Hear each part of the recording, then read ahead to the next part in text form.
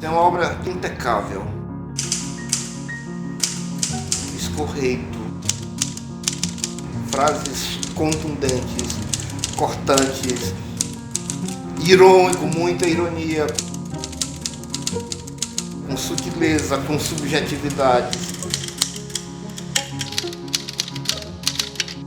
que remetem sempre para a realidade.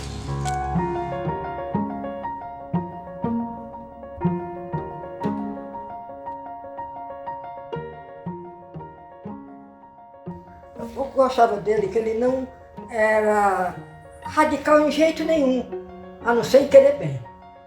Se ele gostava de você, ele gostava de você. Durval não era metade, ele era inteiro. Primeiro porque ele era um homem de esquerda, ele tinha os sonhos de um mundo melhor, de um mundo fraterno. Mas também não era aquele que, porque você não comungava das ideias dele, falo mais com ele, não quero conversa com ele. Não, Durval não era desse jeito. Mas também não provocasse ele, engraçado. Ele era um homem pacífico, ordeiro, amigo, mas zangado. Tinha momento que você não sabia, não era o Durval, não é possível. Mas era ele. Passou que, agora, naturalmente, naqueles mais íntimos, ele brincava. Parece incrível, mas Durval tinha às vezes umas brincadeiras que eu vou te contar. Viu? Ele dizia uma coisa séria, podia ter certeza que você ia rir no fim. Ele era desse jeito, contava uma coisa só, nada, estava cheio de alegria, cheio de brincadeira. Eu gostava dele. Ele foi antes de mim, é isso mesmo. Amizade é amizade, é um bicho difícil, mas é muito importante na vida, uma amizade. Então, é isso.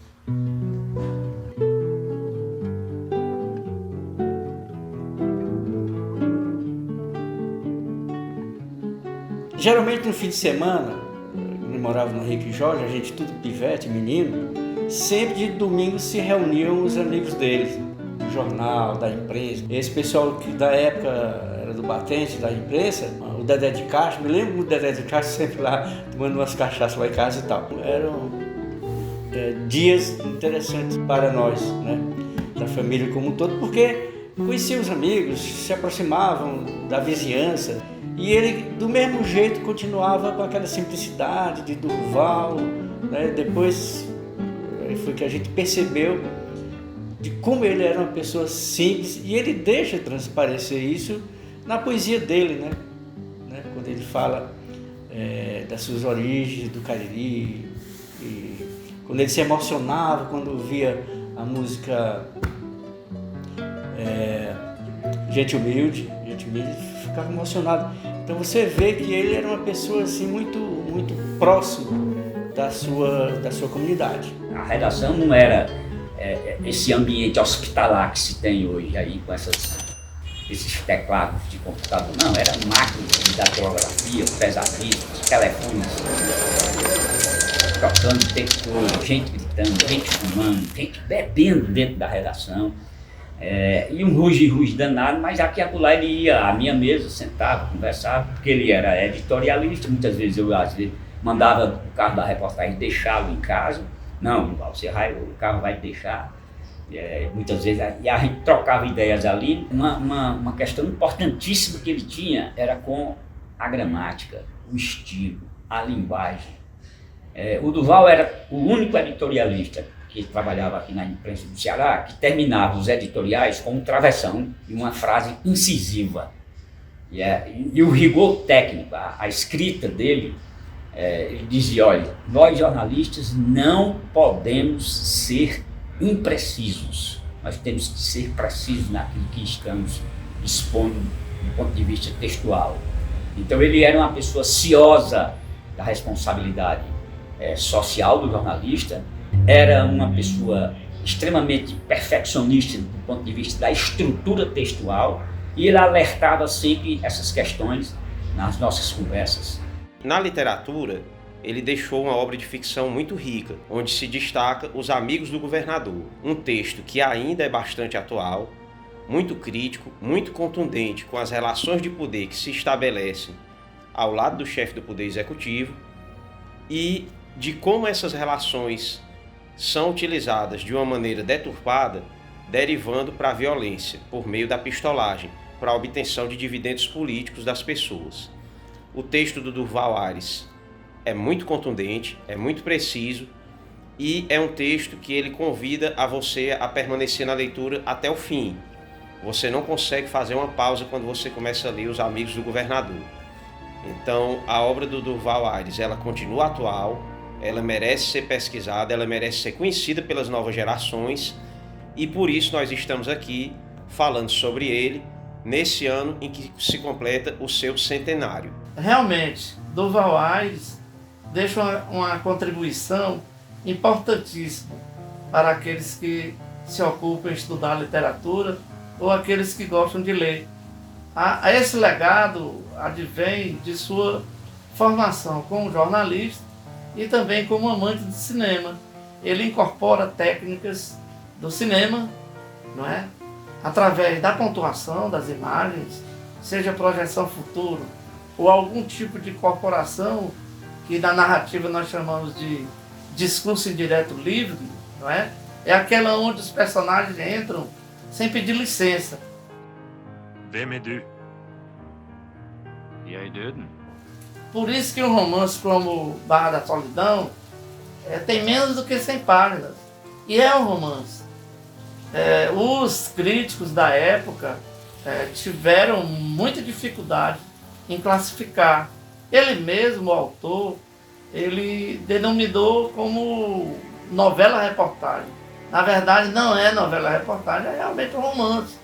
Porque ali tem todo o universo aonde o personagem principal, que é ele mesmo, é um jornalista, não é? O Durval Ares, que é, na verdade, Ricardo Menezes, não é? Se relaciona com um universo muito grande de personagens. E isso que marca o verdadeiro romance. Então a contribuição de Durval Ares para a literatura é inestimável nesse sentido, aonde ele leva, aonde ele incorpora o cinema, o jornalismo na literatura.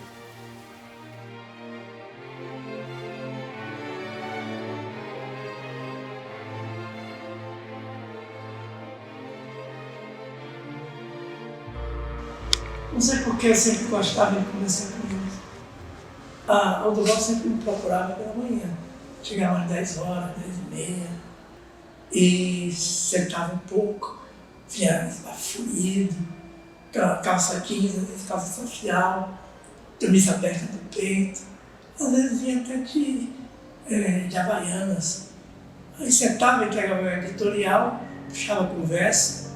Nós conversávamos sobre o jornal, sobre política, literatura, sobre as relações que estavam se colocando dentro daquele contexto político. Ele era muito atenado e sempre, quer dizer, o Durval era uma fonte de riqueza, de aprendizado. Eu, bem mais novo, tinha as cadeiras de palhinhas, sentava naquela cadeira de chefe, ele ficava a cadeira melhor que o Durval, vem pra cá, sente aqui que eu vou pra ele. E aí a gente começava a brincar, sorria, era um cara de bom humor, mas ele se impunha pela sapiência, se impunha com todos os colegas.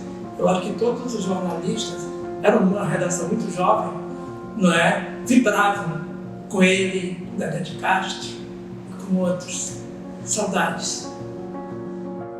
O Durval era uma pessoa que me chamou muita atenção, tanto que eu, em determinada oportunidade, propus ao meu editor que pudesse entrevistá-lo e tentar mergulhar mais na forma de pensar daquele homem, nos ensinamentos que ele poderia transmitir e conseguir fazer uma reportagem uma entrevista relativamente ampla com ele, de uma página, no jornal, e isso acabou nos aproximando muito mais ainda.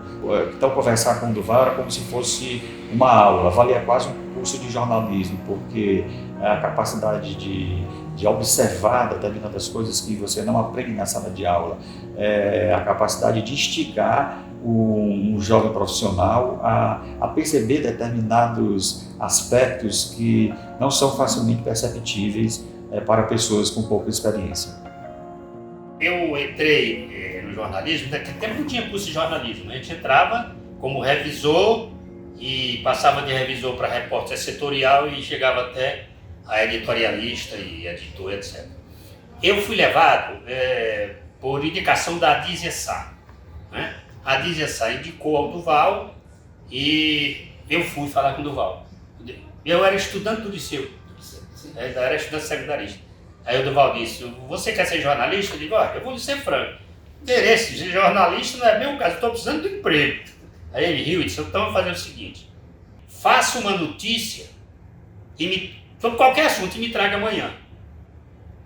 Aí eu, tudo bem, não me lembro mais nem qual foi a notícia que eu fiz. Eu sei que eu fiz a notícia, quando cheguei lá, ele disse, se sente aqui. Eu me sentei do lado dele, ele pegou uma caneta, aí foi lendo, aí marcou lá uma palavra. Foi lendo, marcou outra palavra. Ele disse, olha, tá vendo aqui? Essas palavras? Isso aqui são adjetivos. O adjetivo é a coisa mais difícil da língua portuguesa. E em jornalismo, quando se informa, a notícia ela tem que ser informativa.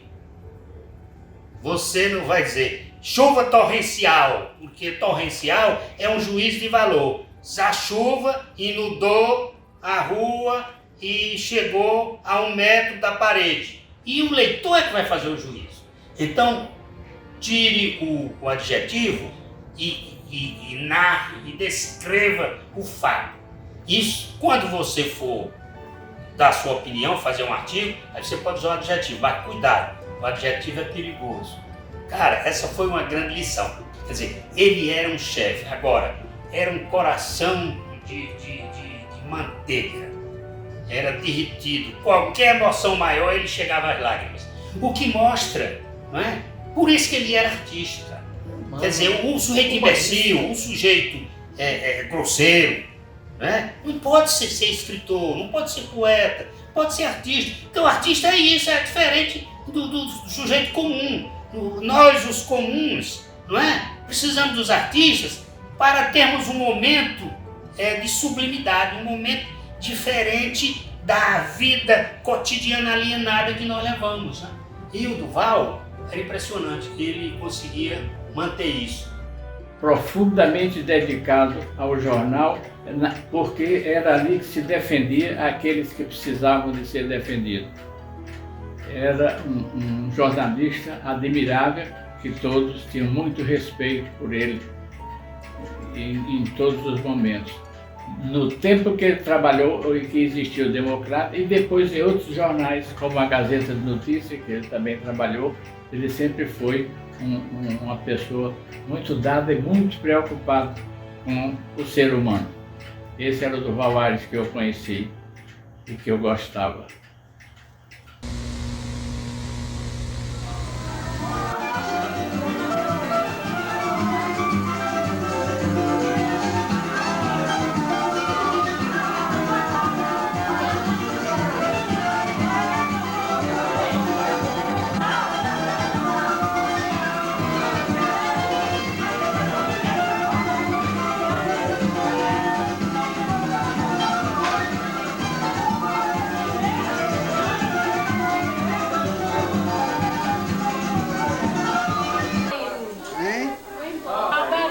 Alberice e o... Em 1952 eu fui rainha da imprensa pelo jornal O Democrata. Eu tinha 15 anos. Um certo dia, depois da apuração dos votos, Duval chegou para mim. Eu conhecia ele, mas não tinha assim, eu sabia quem era, mas não tinha intimidade de conversar, né? Chegou para mim com um poema, disse, eu fiz esse poema para você. Aí para mim, me admirei, né? Aí ia colocando dentro do livro, eu vinha do colégio, né, cheio de livro. Aí ele disse, não vai ler? Sim, vou ler. Aí peguei e comecei a ler, em voz alta e ele em pé, ouvindo, né? Quando eu terminei de ler, ele disse assim, gostou? Ai, achei lindo. Muito obrigada, viu, pelo poema. Não estava entendendo nada, mas só achava as palavras escritas bonitas. Aí daí começou o namoro, por conta desse poema. A senhora lembra alguma coisa do poema? Lembro. Sei que nessa hora, nesse instante, coisas intocáveis e transcendentais estão acontecendo. Homens que modificam o caminho do mar, do tempo e do vento, e teimam em fecundar o ventre das estrelas. Quisera te contar toda a beleza de um mundo novo que se plasma, mas sou um simples camponês, nascido nas terras imensamente alegres e verdes do Vale do Cariri. Nada aprendi além de amar a terra, e nem sei quantas cores possui o arco-íris. No entanto, se pousasse tua cabeça no meu ombro e me deixasse beber todo o lirismo que há na quietude dos teus gestos, eu te contaria como é belo um açude que eu conheço e um rio que nasceu na minha infância. Tu te banharia nos poços mais profundos, olhando minúsculos peixes rondando teu corpo despido. E eu ficaria distante, olhando o ruído das mangas maduras caindo dentro d'água.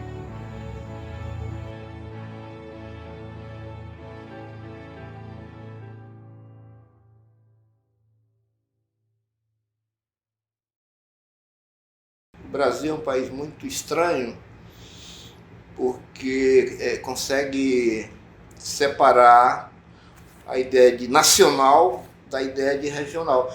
O que é sudeste é nacional, o que é nordeste, norte é regional. E isso é uma perversão simbólica extremamente grave.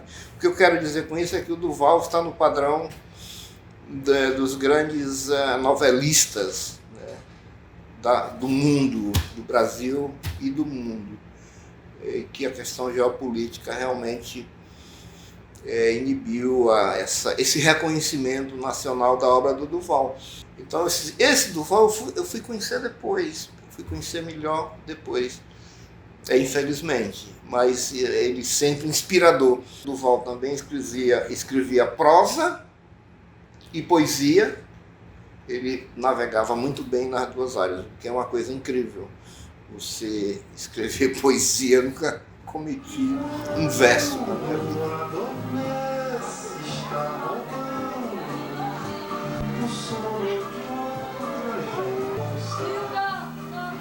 Eu escrevo muito sobre meu pai. E aí eu vou ler partes de um texto que eu escrevi sobre ele. Todas as manhãs fazia o nosso café. E só ia deitar ao ver suas meninas bem acomodadas. Adorava estar com seus cajueiros, pés de manga e variedades de plantas plantadas por ele mesmo. Na sua boca vinham Neruda e Dostoiévski. Sua máquina de escrever só parou nos piores dias. Tinha um semblante de quem precisou, desde cedo, ser forte. Chorava fácil, tinha muito bom humor, riso largo e uma simplicidade dos sábios. Um pai marca profundamente a vida de uma filha. Sua voz, depois de 30 anos da sua partida, ainda ecoa nos meus ouvidos. A gente não morre quando a lembrança é permanente, doce e forte. E o amor é permanente e é eterno, Pai. É isso. Quando encontrares a paz, mande uma carta pra mim. Quero saber como fazer pra ser feliz tanto assim. Uma canção deve haver para fazer entender nada tem a dizer quando o jeito é viver.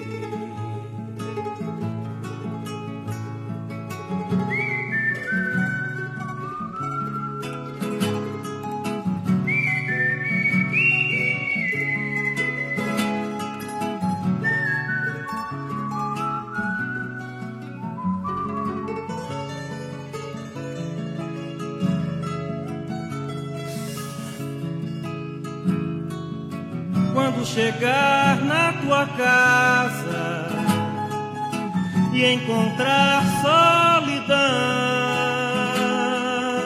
lembre de mim, também vivo só. Quando encontrares a paz, mande uma carta pra mim. Quero saber como fazer pra ser feliz tanto assim. Uma canção deve haver